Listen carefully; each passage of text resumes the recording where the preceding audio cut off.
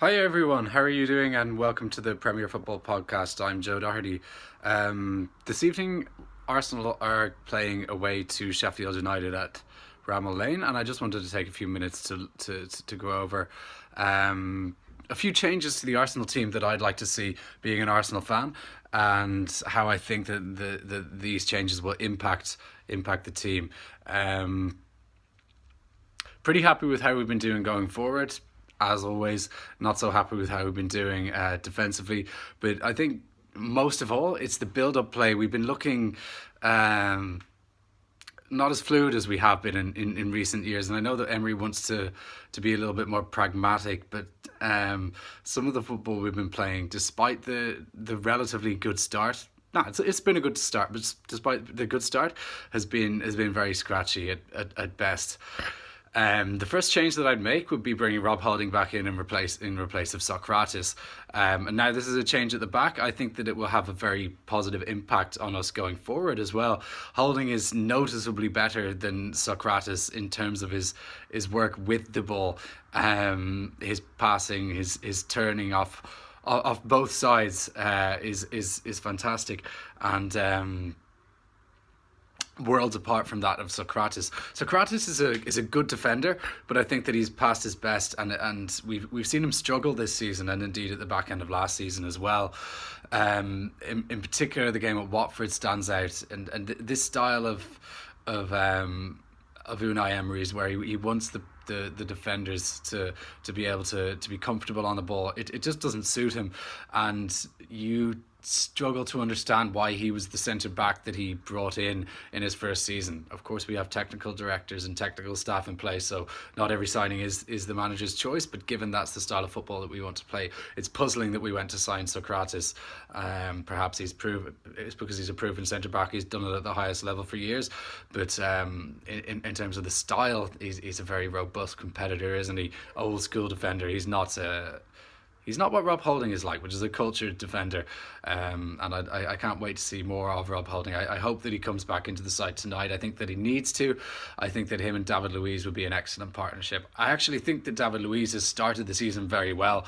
He was poor against Liverpool, but I've been very impressed with him. I think that he's a very underrated and often derided centre back, and I think he's done nothing to deserve the abuse that he gets off a lot of people, and he's become kind of a clown figure. But he's a really, really, really good defender. He has the odd moment of madness, but so does everyone. I mean, even the likes of Nemanja Vidic, you think of when he was up against Fernando Torres. Torres always had a number over him, and Vidic is one of the best defenders we've ever seen in the league. Luiz is also a very good defender, and especially in the last game against Bournemouth, I thought he was outstanding. He was my man of the match, ahead of Callum Chambers, even, who a lot of people were crying out to be man of the match. On Callum Chambers, I think that he deserves to keep his place. We have Bellerin back. He's been in full training for about a month, and he's been playing games, certainly in the cup competitions and for the under-23s. But we don't need to rush him back. Chambers has been that good. He's been a real surprise. It's been a breath of fresh air to have someone like him who we really thought we should take kind of 25 million pounds for in the summer. I think that would have been a general consensus among most Arsenal fans. But we kept him, and he's just shone in every single game he's played, hasn't he? I mean, he's been one of the best performers, if not the best, in every single game he's played this season. It's a fantastic thing to see, and it's so good to see Arsenal players taking their chance when given it, because we don't see that enough, do we? On the left hand side of the fence, I think it's high time that we drop Sead Kolasinac. Best thing he's done since he came to Arsenal is defend Mesut Ozil and their two wives from that armed attack, and I mean that's an incredibly courageous thing to do, and all credit to him, because most people just wouldn't do that. Go and attack two knife carrying assailants with their bare hands. It's an incredibly brave act. However, on the football pitch, he's never really set the world alight for us. Came on a free transfer. He's got bags of pace. He's explosive. He's as strong as an ox. but he's just not got a footballing brain. He's not tactically aware. He's getting caught offside all of the time. He looks across the line and he just doesn't hold his run. He goes too early, and time and again he gets caught offside. He can't cross. Like, his crossing is a joke. It's either into the side netting, into the stands, or it's beating everyone, or it's not beating it's not clearing the first man. So I haven't even talked about his defending. He can't defend. He's a huge lad, and you think he might even be able to play left sided centre back. Looking at him, but he's just got no defensive awareness whatsoever. Consistently losing his man, consistently being caught out of position, and he's an easy target down our left hand side. Kieran Tierney, on the other hand, is a phenomenal defender. I want to see more of him. He's so good defensively. He's so solid. He's got a footballing brain. He understands how to hold his run and not go up the pitch all of the time. And when he does go, he goes at the right time. He doesn't get caught offside 5 times a game, or however much it is. And his crossing is just something else. I haven't seen an Arsenal left back cross a ball that well ever, and that's going back to Nigel Winterburn.